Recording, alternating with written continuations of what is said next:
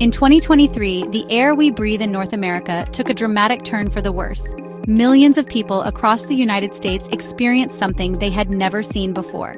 The skies in major cities like New York, the skies in major cities like Chicago turned a hazy, unsettling orange. This was not a scene from a movie. It was a real-life air pollution crisis unfolding before our very eyes. The cause was a surge in particulate pollution, a tiny but dangerous substance that filled the air. This event made the United States experience its worst day for particulate air pollution in more than 2 decades, serving as a stark and unavoidable reminder of our vulnerability to environmental changes and the air that sustains us. The primary culprit behind this alarming spike in air pollution was an unprecedented season of wildfires in Canada. So, what exactly made the air so dangerous during these smoke events? The answer lies in something called particulate matter 2.5 or PM 2.5. Imagine a single human hair. Now imagine something about 30 times smaller than that hair. That's the size of a PM 2.5 particle. These particles are a mixture of solid bits and liquid droplets suspended in the air.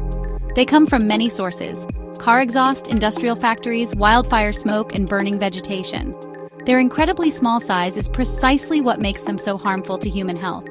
Because PM 2.5 is so minuscule, it can bypass our body's natural defenses. They don't just get stuck in your nose or throat like larger dust. Instead, they travel deep into your respiratory system and lodge in the delicate tissues of your lungs. That invasion can cause immediate problems: coughing, shortness of breath, irritated eyes, irritated throat. For people with asthma or bronchitis, high PM 2.5 can trigger severe attacks and ER visits. The danger is not just temporary. It's a direct assault on our ability to breathe. The threat doesn't stop in the lungs. Particles can pass from the lungs directly into the bloodstream. Once in circulation, they travel through the body, causing widespread inflammation and damage. Scientists link long-term PM 2.5 exposure to higher risks of heart attacks, strokes, and cardiovascular disease. The pollution acts as a constant internal stressor, weakening vital systems and increasing chronic illness risk. No level of PM 2.5 exposure is completely safe. Even below official guidelines, particles can still harm health. WHO has an annual guideline, but any amount carries risk. A major challenge in the fight against air pollution is that, many people are simply unaware of the quality of the air in their own neighborhood. Air pollution is often invisible. Unless there's a dramatic event like the orange skies of 2023, it's easy to assume everything is fine. Unfortunately, this lack of information leaves people vulnerable. Without knowing when pollution levels are high, you just can't take the necessary steps to protect yourself and your family. This information gap is a significant barrier. Public demand for change often begins with public awareness. Many communities, especially underserved ones, may lack the resources or monitoring to provide real-time local air quality data.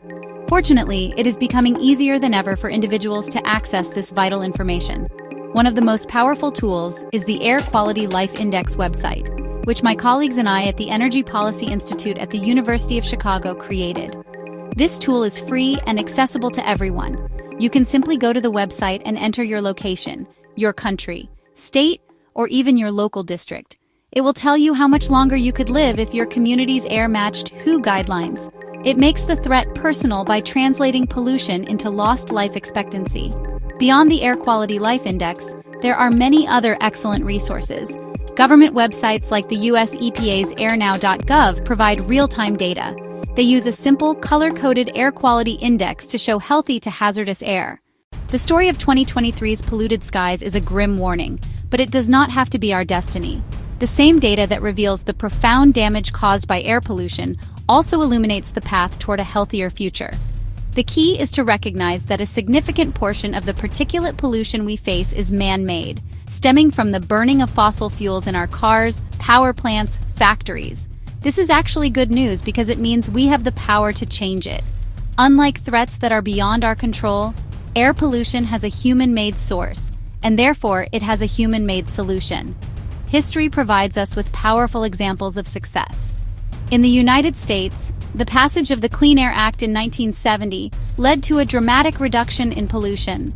In China, a war against pollution declared in 2014 has resulted in a remarkable 42% reduction in particulate pollution in less than a decade, adding, on average, more than 2 years to the lives of its citizens. We have the policy tools and the technology we need to achieve similar success everywhere.